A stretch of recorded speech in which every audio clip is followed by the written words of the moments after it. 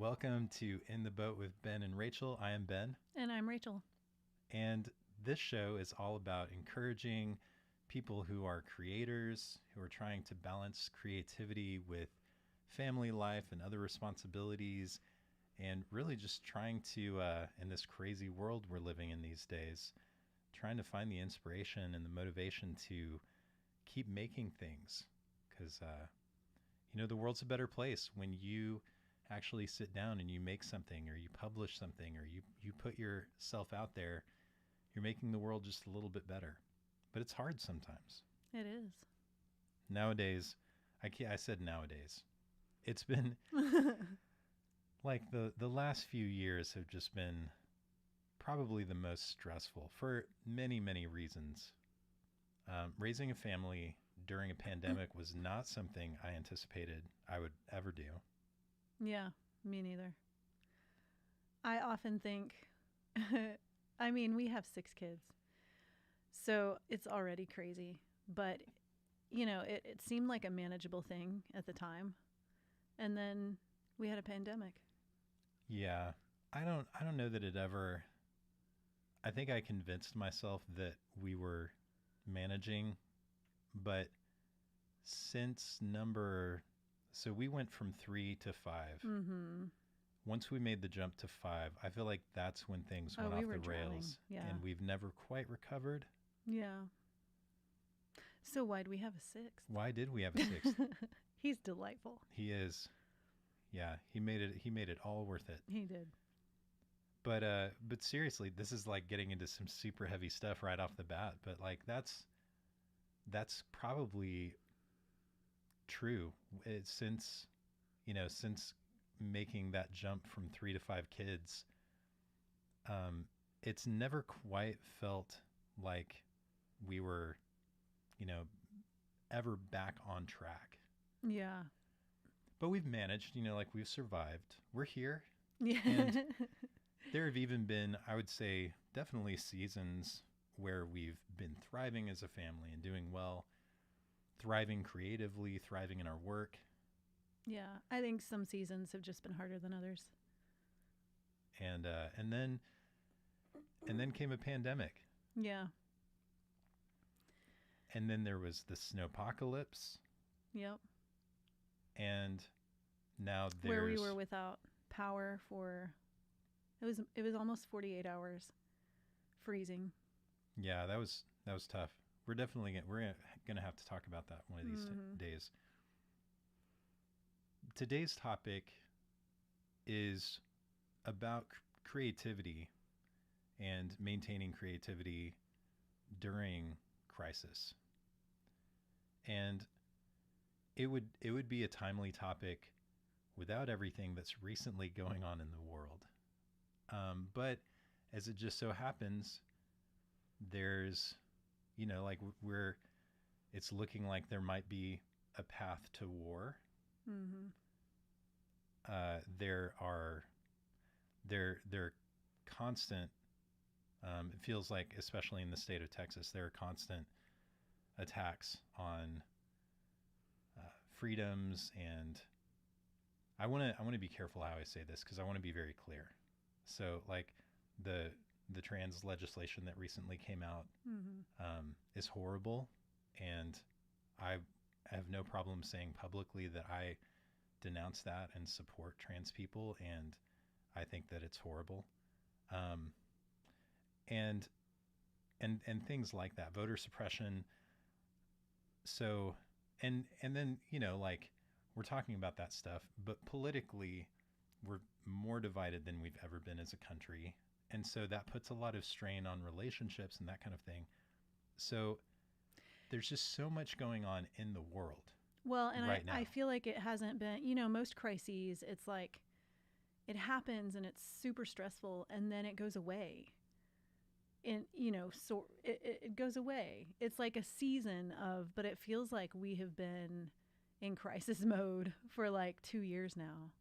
And that begins to wear on you. I mean, somebody asked if we had dodged COVID as a household of 8, and no, we did not. Like when the what was it, the strain that I got, The Delta. the Delta strain. I was already fully vaccinated and everything, and I got the Delta strain. Two of our other children got it. We managed to keep it from everybody else, which was a miracle in itself. But We think, even though I tested negative, mm-hmm, we think that I may have had it because I had a lot of the same symptoms that you did yeah. around the same time that you did. So it's very, But it was all of that, and then getting over it. It took me a long time to get over it, even though I had been vaccinated, and so that was a crisis. And then a toilet overflows in our house, and we have 6 months of repairs that we were going through. I mean, it was just like one thing after another. yeah. That and I think that's where the crisis gets. Well, I don't mind. It becomes more than a crisis. Yeah, I don't mind going down the list. So like the toilet thing actually happened before getting COVID. That's so like true. we're already dealing with the pandemic. We started to kind of loosen up a little bit because like things were starting to look better. Yeah. We scheduled a trip to Disney World, and then like just before we were about to leave, things start getting really bad in Florida. Mm-hmm. But we're like, well, I guess We already paid for it. Go. And yeah. The night Oh, before gosh. the night before we left was when the toilet flooded. So much of our upstairs even leaked down into the downstairs areas, and so I actually spent like 3 hours the night before we flew out, ripping up a bunch of carpet and stuff, and then we left for the trip. But like I was kind of halfway there, halfway not, because and fortunately we had a good friend who was helping us out with the remediation crew and that kind of thing. But I was still kind of like having to deal with that. And then during the trip, Rachel got sick, and we came back. The house was all torn up, and it stayed that way for 6 Oh, it was months. so long. And in our household, we run by a lot of routine and schedules and things like that. And it just felt like we couldn't do that at all. And so everything was up in the air. It was super stressful for everybody. And when you're dealing with a crisis that just seems to go on and on and on and never stops, it really has a wear and tear effect on your mental health, which affects your creativity. And it was very hard. And we didn't really know that it was going to be 6 months. We thought maybe at the most 6 weeks, and it just kept on getting pushed out further and further. Oh, yeah. Then you got injured. Oh, yeah, I forgot about that. I think that was like a physical manifestation of all the stress, too. I could hardly even walk. It was actually my SI joint pinched off my piriformis muscle. So on one of my runs, You're going to have to look that up. Yeah, sorry, I know all of this now. And I got back from one of my runs and walked down the hill to our house as a cool down, and then could not walk after that. Like, it was so painful. It had pressed on my sciatic nerve, and everything was just so inflamed. So it was like 4 or 5 weeks of like not being in intense pain and not being able to walk, and the doctors had no idea what was going on. I was the one who finally was like, do you think it could be my SI joint? And they were like, oh, yeah, let's check that. Oh, my gosh. Anyway, and I'm such an active person. It was very, very hard. And running is my way to mitigate stress, And so there was a moment in there. I don't know if we're going to talk about this later, but there was a moment in there where I felt like I was having a breakdown, and I was finally like, I've got to get in therapy. Like, this is too much stress. We're dealing with it was like a trifecta of stress. And so I knew that for my own mental health, I needed to get in therapy and just be able to talk and work some things out.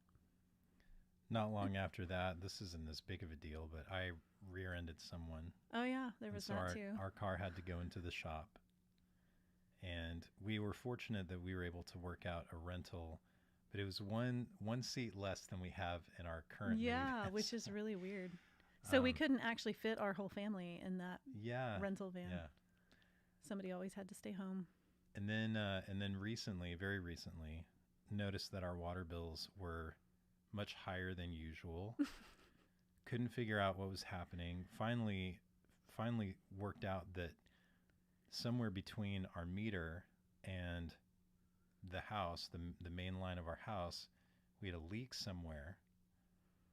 And I had just discovered that when there's this, it's hard to describe what it is. It's called a PEX manifold. So it's basically this big kind of breaker box for your water supply, if you want to think about it that way. So all of the water splits off from this one location in our garage, which is great because you can just turn off one thing and still have water to the rest of the house. Well, that whole thing is leaking now. And I am done. I'm just done with things that leak and water damage. I just don't. Yeah. I'm done. Yeah, we should have already put in our time, right? Mm-hmm. For like the next 15 years. Yeah. With leaks. Fortunately, insurance only covers damage to the house. So like plumbing issues, we have to pay for on our own. So if we had let it damage the house. Yeah, I know. I should have let it go a little bit more. I have a whole system though. I've put a little baggie under the manifold system so it collects the water, and then we've got a shut-off valve right there so we can turn the water off and turn it back on. That's also, we have to turn the water on and off every time we need to use it. So it's like, okay, I'm cooking now. I need to turn the water back on. Yep. We have now. And wait. What's ironic about that too is that because there is an outdoor leak, when we turn our water off, we're still paying for water. Yeah. Because it's slowly leaking outside. Mm-hmm. We're like a walking crisis right now. Yeah. At least we can laugh about it, right? Yeah, we can. Can we? So here we are in the middle of just crises that are going on in the world, and then we've also got kind of stacked on top of that these personal crises, and I don't feel like we're unique or alone in that is kind of the human experience. I think a lot of creators go through seasons like that. Certainly everyone in the world is going through a season of just crisis right now as far as the world is concerned. And then things happen, accidents happen, things come up, mistakes are made. For whatever reason, you might find yourself right now facing some personal crises too. How do you have all of that going on in your world and manage to make anything? How? Are you asking me? I mean, yeah, I'm actually asking you because I've been able to hold on to some of my creativity, and I have some theories for why that is, but I'm curious about your answers. Well, I think on my end, because I'm such a task-oriented person, the habits that I have in place right now, the time that I have set aside for my actual writing projects, I think that's kind of saved me in the personal crises. So as far as the nuts and bolts of being creative, I feel like having a routine of that definitely helps whenever you come up on crises. But I also think as far as the mental work of being creative, and I don't know if this is a healthy thing, but I tend to shut things off whenever I am in my creative mode. And I say that, but some of it is stuff that I let in because I let it come through my writing. Like if I'm angry about something, I'll put it in a book because it needs to be said, And so some of those things, but it's almost like a self-protecting thing that I do. So if I'm worried about our teenager and his grades, because that feels like another crisis in our family, trying to get a teenager to care about, whether or not he's passing. And I kind of just have to block that off and tell myself this is my creative time and I'm not going to think about the personal stuff right now. I think it's more for the personal stuff than it is for the world stuff, because I think the world stuff can really help us when we're being creative. It can, give us a sense of purpose to our work sometimes. And so it's cutting off some of that and protecting myself. But it's also, I mean, therapy has been a big thing for me lately, because just having that space to talk and sort through some things that are weighing on your mind. I also, every morning, the first thing I do is journal. So getting some of those things down clears my mental space so that I can then go run and let my brain work on, you know, some of the, either the personal stuff or some of the creative stuff that I want to get to during the day. So I think those things have really helped me in these crises. And obviously some seasons that's easier than others. Yeah. So what I'm hearing is kind of there's this filtration system, this mental filtration system that you have where you can almost in some ways control what's coming through, what's coming into your mental space. That's really interesting to me. I want to talk about that. Okay. You have journaling, which is something that you're doing as an outlet, a way that you can express and kind of work through some of those feelings. And then therapy. I would also say and you also talked about your schedule, your routine. And then you also talked about exercise and running and that being another form of mental space to let you work through those things. So like, yep. Those are 5 really solid things that you just kind of mentioned there that I think can be super helpful. I want to get into the nuts and bolts of that a little bit. And I first want to talk about the filtration, like the blocking out. Mm-hmm. So I watched this video. It was shared by a YouTube channel called ASAP Science. It's one of my favorites. And they do a really great job of breaking down some of the more complicated scientific concepts and making it kind of fun and interesting and in a way that normal people like me can understand. And so he was talking about, and the video, it was a short video, and the title was, "Why Can't I Get Anything Done While There's a War Going On in Ukraine?" And he talked about the physiology behind that and how when something like that is happening in the world, it actually, your body's reaction to that is to produce adrenaline. It gets your adrenal glands going. And that puts your body into a state of arousal, just really like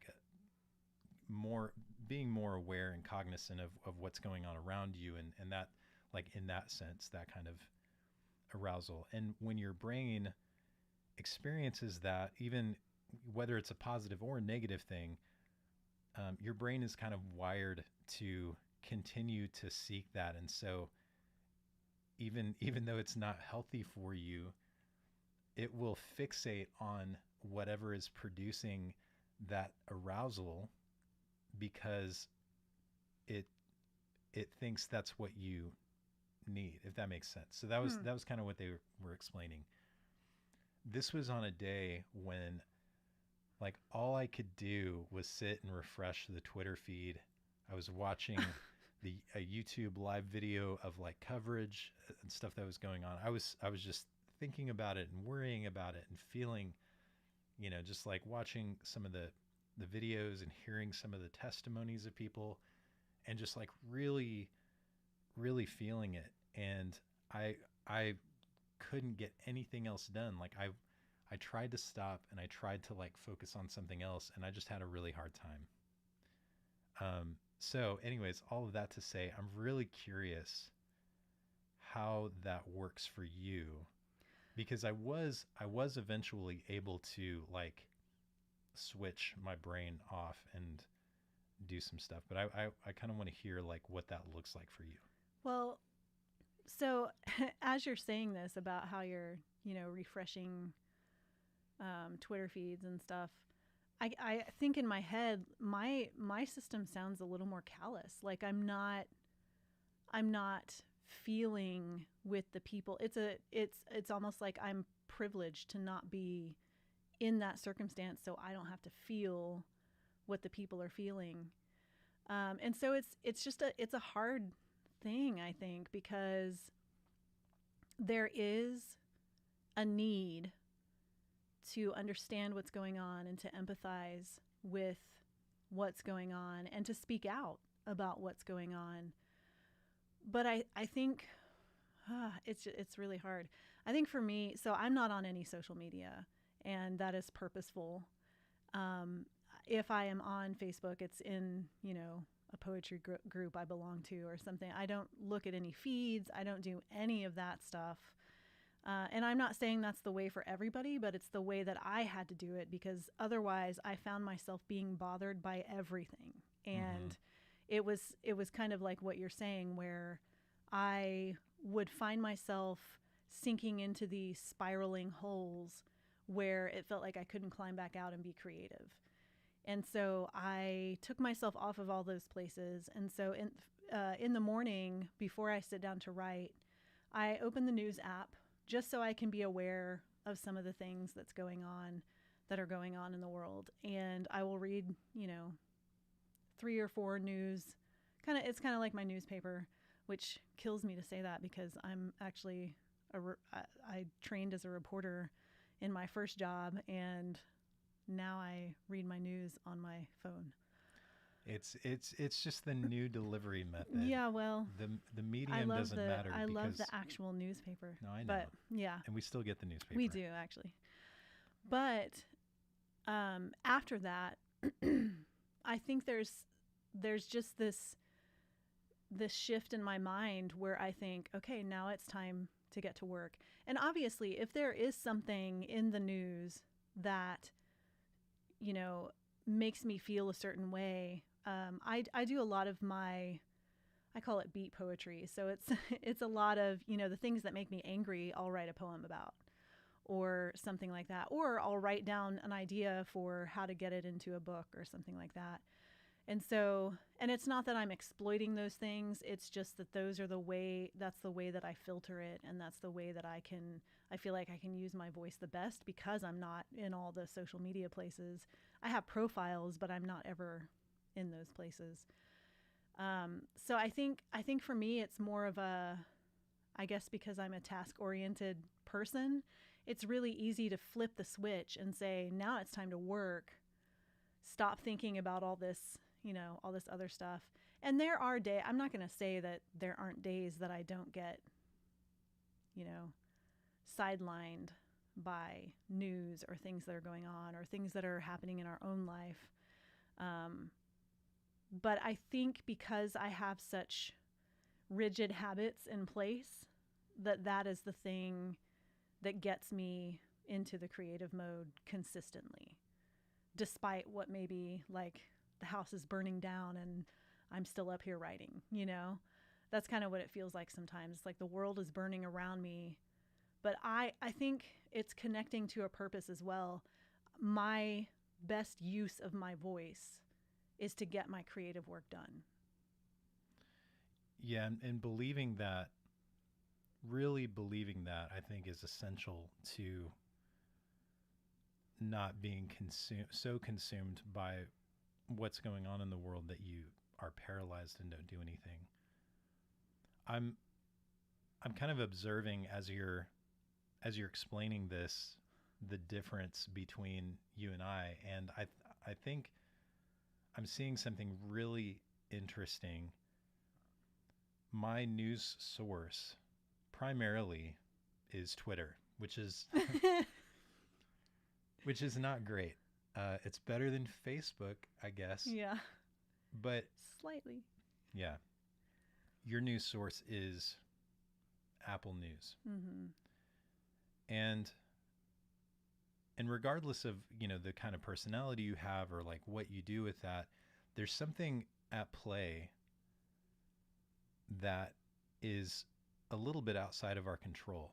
What we know about social media companies is that most of their algorithm is built around increasing engagement. And what what has been found to be true is that nothing drives engagement more than outrage Mm-hmm. or fear. Uh, and anger is kind of mixed into that. And so when you have something going on in the world that creates outrage, that's polarizing in any way, that, it's going to, uh, the way that that information is presented on a social media platform is different, very different from the way that information is presented in a news app. A news app doesn't have the same goals. And it's not that social media companies want people to be outraged, but their business model produces that result. And what ends up happening, I think, is that there's just a process at play that exploits human behavior to produce a certain outcome. And so, because my news source is a social media platform, the outcome of consuming news on a social media platform is that I become more consumed by it, and that activity, my resulting activity, is really driven more towards serving their best interests. Mm. Yeah. And when you get away from it, like if your news source is outside of social media and doesn't have that same kind of, underlying goal, I think you have a little bit more agency as a person over how you use that, and what you do with that information after you've consumed it. Yeah, that's a really good point. Now I just need to stop consuming my news on Twitter. You have the same news app I have, so. I do, but I'm kind of addicted to Twitter. Yeah. Probably because they designed it that way. And none of those things are bad things. It's just, Right. when we're talking about being creative in spite of crises, some of those places can make us feel like we're in not necessarily a bigger crisis than it is, but it gets us more riled up than what is conducive to being creative, if that makes sense. Well, and there is kind of this thing going on of don't you don't want to miss anything that's breaking. You don't want to miss the latest news. And so that is something also about social media platforms, is that everything is as pretty much as up to date as you can get it without actually being there in person. And there's kind of this feeling of not wanting to miss out on the breaking news, wanting to be the first to know, wanting to know if the situation changes in any significant way. And if your news source is something like you're still going to get breaking news, but it's going to be more comprehensive. Mm-hmm. News outlets, reputable news outlets, take a little bit more time to And vet the care. information. Yeah. To make sure the information is accurate. Because they're not in it to make you mad or fearful. They're in it to present information so that you can make your own decision. I think with this topic specifically about like consuming news and stuff, I feel like I might have a little bit of an advantage just because I spent, 20 years in journalism as a reporter. And so I think that's part of what pulled me off of social media, was that I saw so much trash being shared as news that I'm like, that does not qualify as news in my book. It doesn't even have an editorial board. Like, there's nobody doing a checks and balances system, to make sure that what is presented is accurate. And I couldn't handle, like, if I had tried to correct all of the bad information, that would have been a full-time job, and nobody would have been paying me. They would have just hated me. That's why I have so much respect for like the live fact checkers when they're like debates, political debates, or news, like significant news reports where there needs to be someone in real time like saying, nope, that's actually not an accurate statement. Here's Yeah. what's really going on. So, anyways, all of that to say, I think where you're consuming your information about the crises going on in the world can make a huge difference toward what you do with that information and how you engage with that information, and whether or not it leads you to creativity. Because I totally agree that I think creativity can be a great way to, it's I don't want to say like you're using the crises as some kind of fuel, but it's creativity is a way to process through your Mm-hmm. thoughts and feelings, and it's also a way to in some ways push back against the bad things that are going on in the world. And and so finding finding a place to get the information that produces that kind of outcome versus where I was. And I think what ultimately saved me was I had deadlines. Uh, I had a schedule. It was not as much of a routine, but it was like expectations. There was some Mm-hmm. accountability. There were some things that I needed to get done. And so I almost, in some ways, I had no choice but to just like switch that part of my brain off and say, okay, I got to do this. And it's just like with almost any other creative activity, there's kind of this resistance leading up to when you finally get started. But then once you get started, You get immersed in it. right, and that momentum kind of carries you. So Mm-hmm. so that's ultimately what helped me break out of that feeling of not being able to do anything. So what I'm hearing from you is that in order to be creative in crises, there should be deadlines or maybe a goal for the day that you have to come back to, like when you're getting lost in that tunnel or that spiral of news information and stuff that creates some kind of emotion in you, that you come back to what is my creative goal for the day, Mm-hmm. what do I want to accomplish, what do I need to accomplish, and flip that switch kind of thing. Yeah, and a lot of what I was doing creatively was work related.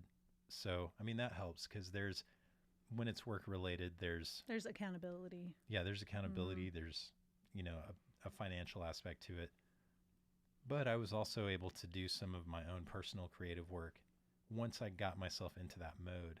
So, structure in any form, whether that's something that's scheduled like a deadline, a routine that you kind of can fall back into, this, some groove that you can get back into, some form of accountability, and anything that you have set up like that is going to help.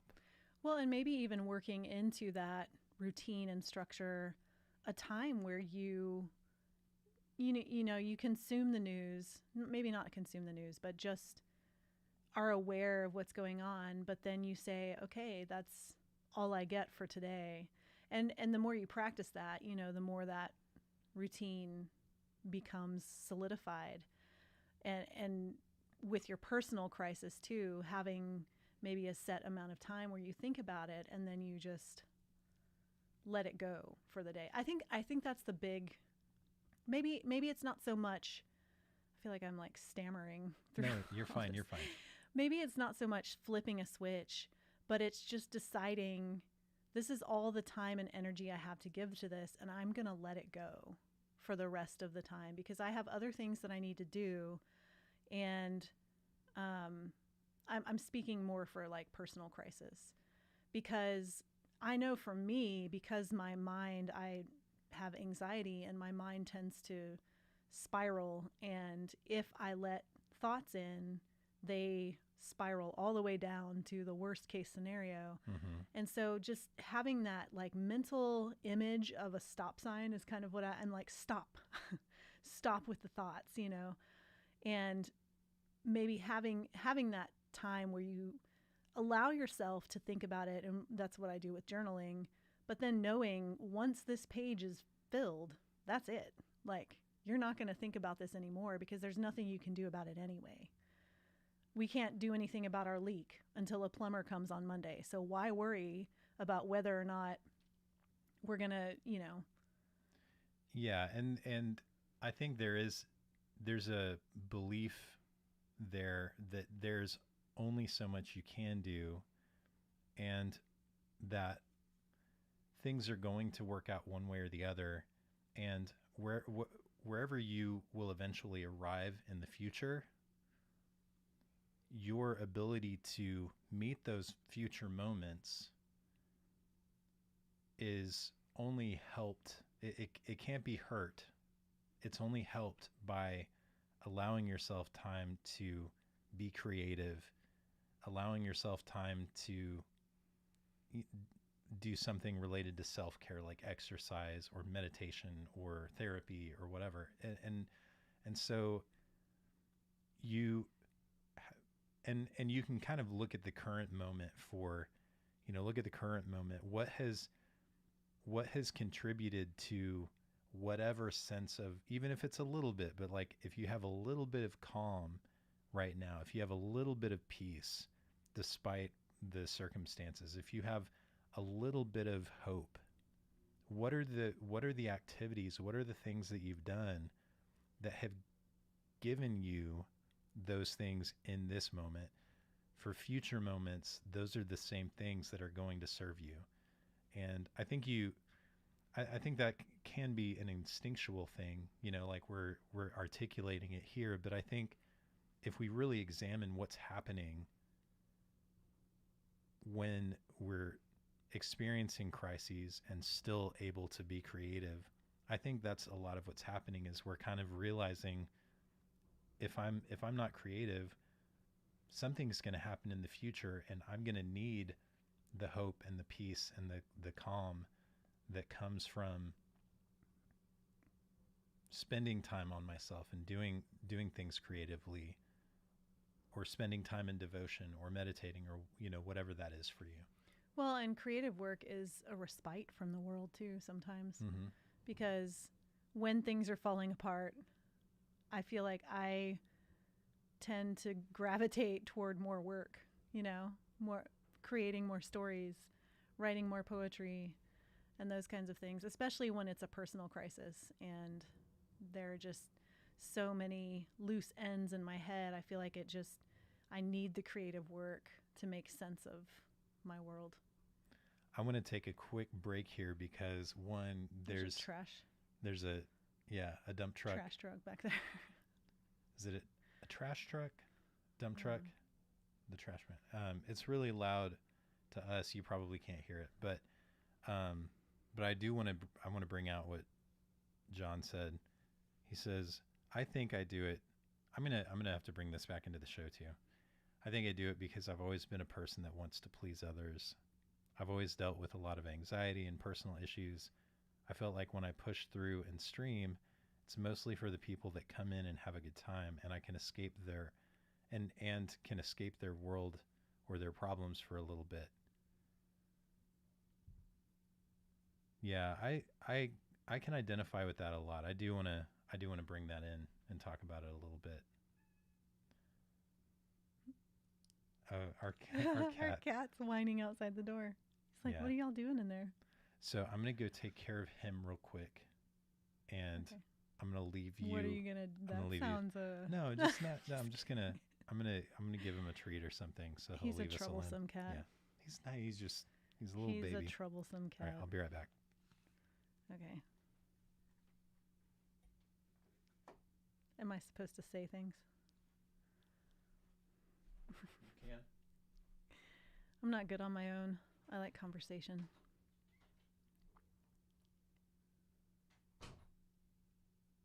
So yeah, JD, that is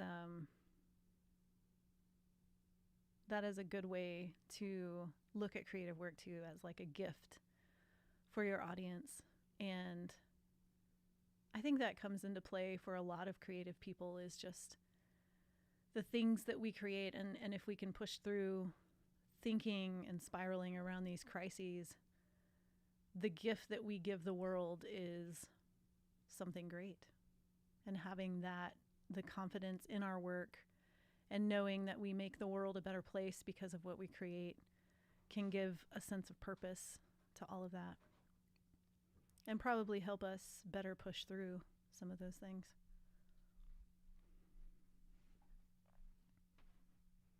He's back. He's back. I just ran up the stairs. I gotta catch my breath. Hold on. I promise I'm not that out of shape. Should have had me do it, I guess. Just kidding. All right, I'm gonna actually edit this into the show, so I'm gonna read it again. I want to bring this comment in from John. He says, It's JD.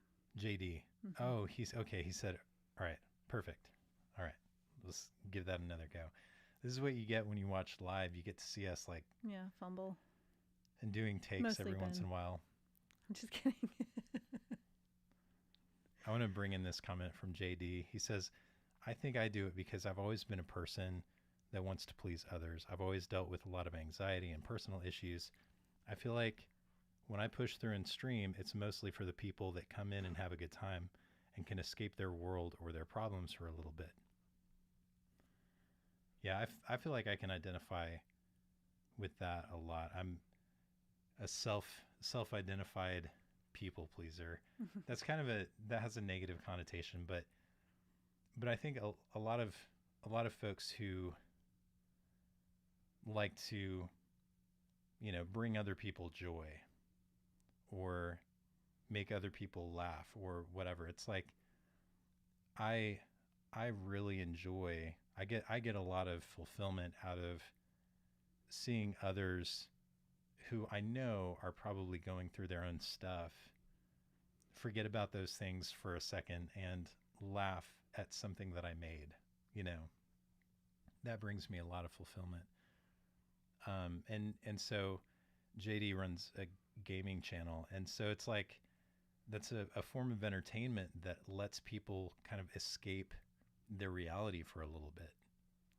And so that's an interesting approach, because it's not just like, oh, I'm gonna be creative because it's my way of like combating what's the crises that I'm experiencing, but it's also like I'm gonna be creative because I see that other people are experiencing crisis, and it's my way of helping them, and bonus, like it also helps me escape a little bit.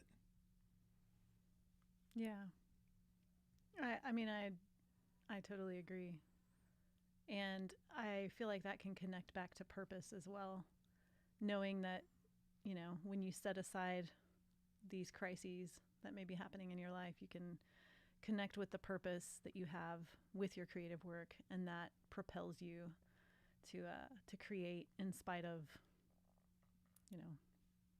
madness going on around you. Yeah.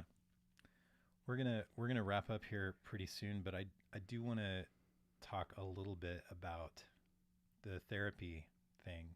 So we were actually talking about this earlier today on our date.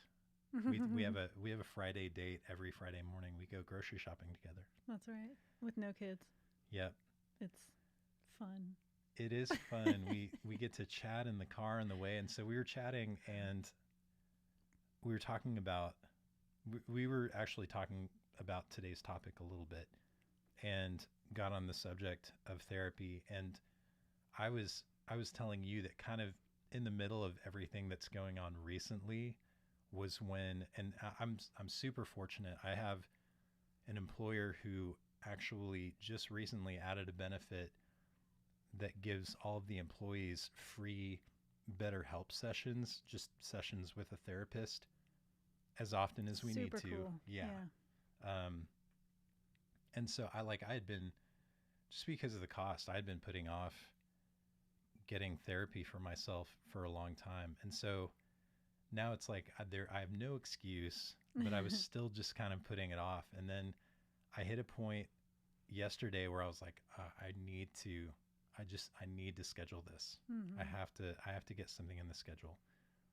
Um, and so, and then like I was explaining that to you, and you kind of shared a similar Yeah, and story. I shared it earlier with, I was I had that injury and I was trying to find a doctor who could fit me in to figure out like why it was so painful and stuff, and it was awful, like trying to deal with insurance and trying to deal with doctors, and people didn't have any answers for me, and I was like, is this just the rest of my life now?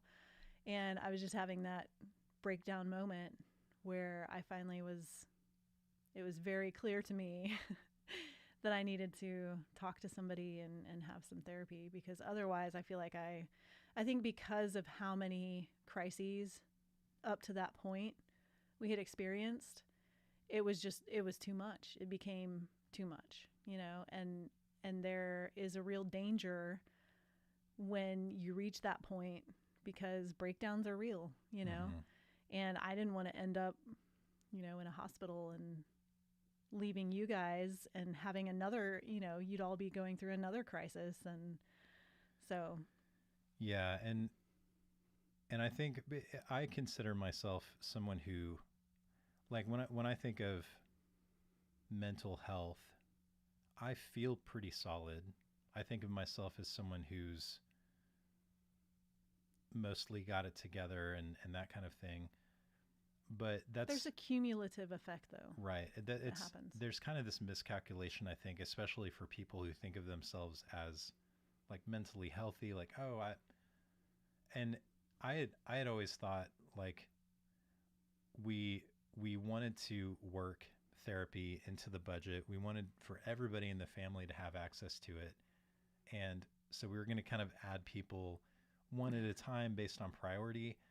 And like I would always thought of myself as like bottom of the list. Like I'm the last person. Like Rachel's first, and then Rachel's yeah, Rachel's first. I'm last. Um, so what's kind of interesting to me, I realized as soon as I scheduled my session, I felt this sense of I've it was a little bit like a weight being lifted off. Um, relief. the things that I was carrying, I was not going to have to carry alone. And the person who was going to be carrying them with me was also qualified to help me work through those things and figure out how to offload some of that stuff. And the fundamental difference, I think, between I think it's good too to have friends you can talk to about the things you're going through who can carry some of that load with you. You talked about your writers group. Mm-hmm. We've got this thing called the Quarantine Club uh, with some wonderful, beautiful friends, and we talk through our struggles together. But I also know, like when I talk to my close friends, they're also going through stuff, and I don't expect them to Have pick, answers. yeah, have Or, answers and mm-hmm. pick things apart. Mostly, mostly I just want to hear like, oh yeah, that does suck. Mm-hmm. You're not alone. Solidarity. Right. So there's something really valuable in that. But I think the fundamental difference with therapy is that this is a person, and sure, a therapist will also have their own personal life and maybe be going through their own personal struggles, but But they're paid. their to, job, yeah, yeah. their job and their profession, they're qualified Mm-hmm. to help you carry and unpack and offload some of those things. Well, and in my experience, there are strategies that they can help you find to better deal with some of, like, my anxiety. There are strategies that I can do, my OCD. There are strategies that I can employ to stop the spiraling thoughts and things. So that's been helpful. And I read a lot of psychology. Like, I am always reading the next thing, but when it comes to yourself, it's extremely, or anybody in your family, really. I can't be a therapist to my kids, because there's too Yeah. much at stake. And I think that's part of the difference too, is that a therapist is an outside person who doesn't have to love you, but they're there to help you live your best life, you Yeah. know? So, Yeah, and then, I start to realize, the upside of this, if I think I'm being creative now, if I think I'm doing okay now, and what's I'm going to happen I'm sharing after? stuff like, how much more Uh-huh. can I give to the world? How much more creative can I be with therapy? So It's kind it's of got me, exciting, yeah, right? it's Yeah. got me kind of excited. So, um, I I think it would be great for everyone to be in therapy. Yeah, I wish we had better mental health coverage and care Yeah. here in the States. But Well, this was a good discussion. I hope that some of the things that we've uncovered as, strategies that we've used are helpful to you and your creativity. And I would love to hear from you if you're listening to this. I don't have a way for you to get in touch with us, but we do live stream these on YouTube. So it's youtube.com/Ben Tolson. You can check out the channel and find this episode. I'd love to hear your comments or your thoughts on how you stay creative when you're going through crisis. And I think that's going to do it. Do you have any other thoughts or anything else to add? I don't think so. All right. Rachel, where can people go to find you online? It's just racheltolson.com. And I'm at bentolson.com. And thank you so much for spending some time with us today. Thank you so much for listening, for watching, and we'll see you next time. See ya.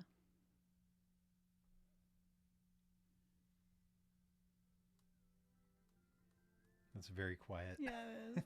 You're going to have to fix those. Yeah. Oh, it's because it fades up. Oh, there we go.